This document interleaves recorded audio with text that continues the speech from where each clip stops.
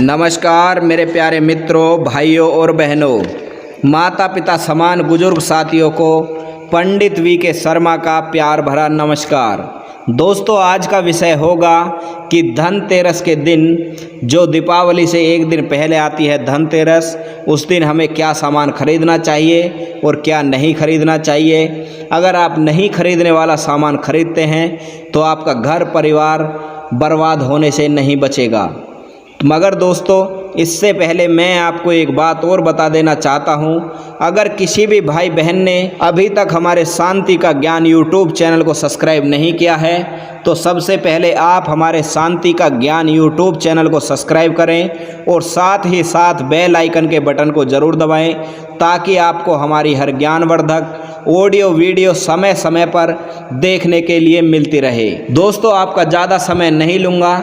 अगर किसी भी भाई बहन की लव लाइफ में आ रही दिक्कत, नहीं मिल पा रहा किसी को सच्चा प्यार, रोज़ होते रहते हैं झगड़े, चल रही है अनबन, तो आप अपनी लव लाइफ का समाधान भी करवा सकते हैं। हमारा संपर्क सूत्र नंबर 9313007077। चलिए दोस्तों, अब मैं आपका ज़्यादा समय नहीं लूँगा। दोस्तों, आज मैं आपको जो बताने जा रहा हूँ, धनतेरस के दिन क्या क्या नहीं खरीदना है, अन्यथा हो सकता है घर में कलेश, हो जाओगे बर्बाद।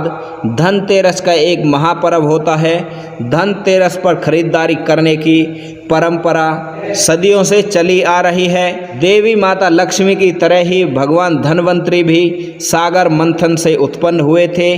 धनवंतरी भगवान जब प्रकट हुए थे, उनके हाथ में अमृत से भरा कलश था, इसलिए ही इस अवसर पर बर्तनों की खरीदारी होती है। धनतेरस के दिन सोने के सिक्के या चांदी के सिक्के, सोने के बर्तन या चांदी के बर्तन, आभूषण खरीदने की परंपरा चली आ रही है। सोना सोने में वृद्धि करता है, वही मुश्किल घड़ी में संचित धन के रूप में सोना ही काम आता है। कुछ लोग शगुन के रूप में सोने या चांदी भी धनतेरस के दिन खरीदते हैं। यह कहा जाता है, धन अर्थात कोई भी वस्तु खरीदने से 13 गुना वृद्धि होती है। लोग उस दिन भी दिवाली की रात पूजा करने के लिए लक्ष्मी व गणेश जी की प्रतिमा खरीदते हैं, जिनका पूजन दिवाली के अवसर पर किया जाता है। लोग मान्यता के अनुसार इस अवसर पर धनिये के बीज भी खरीदकर घर में रखते हैं। ऐसा माना जाता है, इस दिन सूखे धनिये के बीज खरीदकर घर में रखने से परिवार में धन संपदा की वृद्धि होती है। दिवाली के बाद लोग इन बीजों को बाग बगीचे में बोते हैं। ये बीज उन्नति व वृद्धि के प्रतीक होते हैं। कुछ लोग धनतेरस के दिन विलासिता से भरपूर वस्तु खरीदते हैं और कुछ लोग ज़रूरत की वस्तु खरीदते हैं और धनतेरस के इस महापर्व को मनाते हैं। वैश्वी के कारण इस दौर में भी लोग अपनी परंपरा को नहीं भूले हैं। अपनी सामर्थ्य के अनुसार यह पर्व अवश्य ही मनाते हैं। धनतेरस के दिन वाहन खरीदना भी शुभ माना जाता है। लोग इस दिन 2 पहिया, 4 पहिया या ट्रक इत्यादि वाहन भी खरीदते हैं और मोबाइल, कंप्यूटर, बिजली इत्यादि उपकरण की चीज़ें भी खरीदते हैं। दोस्तों, अब मैं आपको बताने वाला हूं कि धनतेरस के दिन क्या नहीं खरीदना है। इन बातों का रखें आप विशेष ध्यान, वरना घर, पैसा, परिवार से बर्बाद होने से कोई नहीं रोक सकता है।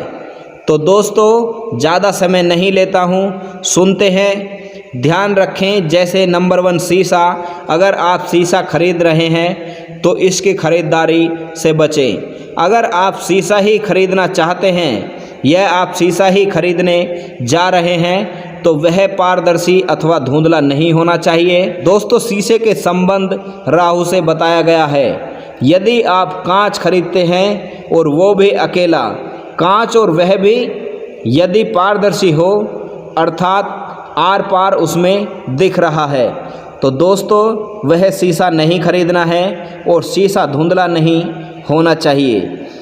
किसी सामान के साथ यदि शीशा लगा हुआ है, उसे खरीदने में कोई दोष नहीं है, लेकिन अकेला शीशा या कांच नहीं खरीदना है। कोशिश करें कि कांच का सामान ना ही खरीदना पड़े। जिस कांच की प्रतिमा होती है वह कांच पारदर्शी होता है, क्योंकि कांच का संबंध राहु से होता है और राहु एक ऐसा ग्रह है जो दिमाग या बुद्धि पर 13 महीने के लिए बैठ जाता है, जिससे आपकी पूरी साल खराब हो जाती है और घर, पैसा, परिवार सब बर्बाद हो जाता है। नंबर 2, एल्युमिनियम के जो बर्तन होते हैं वह धनतेरस के दिन नहीं खरीदने चाहिए। यह एक ऐसी धातु है जिस पर राहु का अधिपति होता है।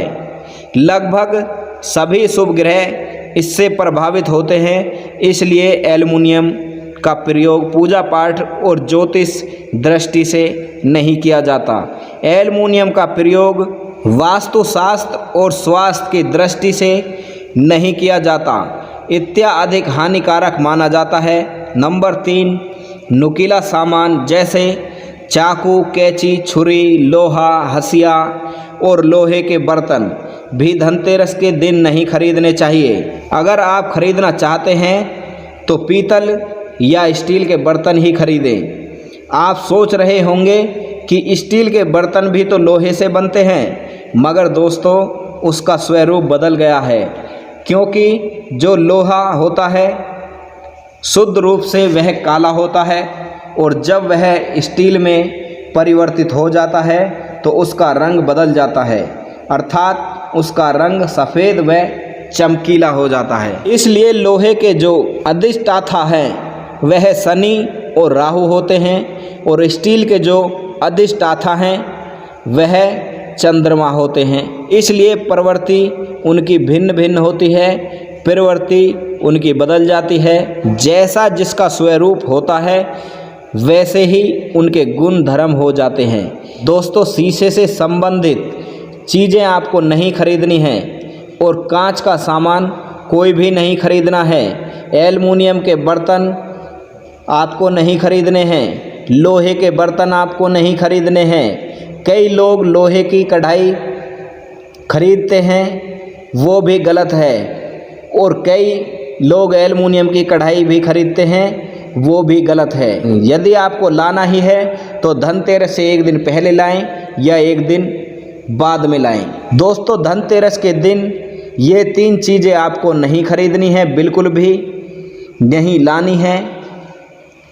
यदि लाते हैं तो ये आपके लिए नुकसानदायी सिद्ध हो सकती हैं, क्योंकि धनतेरस का संबंध शुक्र का होता है और शुक्र की अधिष्ठात्री देवी माता महालक्ष्मी होती है। और यदि उस दिन आपको माता महालक्ष्मी को प्रसन्न करना है तो धनतेरस के दिन माता महालक्ष्मी से संबंधित चीज़ें ही खरीदें। दोस्तों, मेरे प्यारे मित्रों, ये जो मैंने आपको बातें बताई हैं, इन बातों पर आपको ध्यान देना होगा। धनतेरस का दिन, शुभ समय और महायोग के बारे में मैं आपको अगली वीडियो के माध्यम से बताऊंगा। वीडियो को दोस्तों के साथ शेयर करें। अगर आप हमारे चैनल पर नए हैं तो चैनल को सब्सक्राइब करें और बेल आइकन के बटन को दबाना ना भूलें, ताकि आपको हमारी हर ज्ञानवर्धक ऑडियो वीडियो समय समय पर देखने के लिए मिलती रहे। दोस्तों, आपको 12 राशियों के जातक जातिकाओं की गुण और अवगुण वाली वीडियो इस वीडियो के डिस्क्रिप्शन में लिंक दिया हुआ है। आप अपनी राशि के गुण और अवगुण वाली वीडियो सुन सकते हैं। तो चलिए दोस्तों, अब मैं अपनी वाणी को देता हूँ विराम और आप सभी को करता हूँ नमस्कार। फिर मिलता हूँ नई ऑडियो वीडियो के साथ। जब तक के लिए जय हिंद, जय भारत।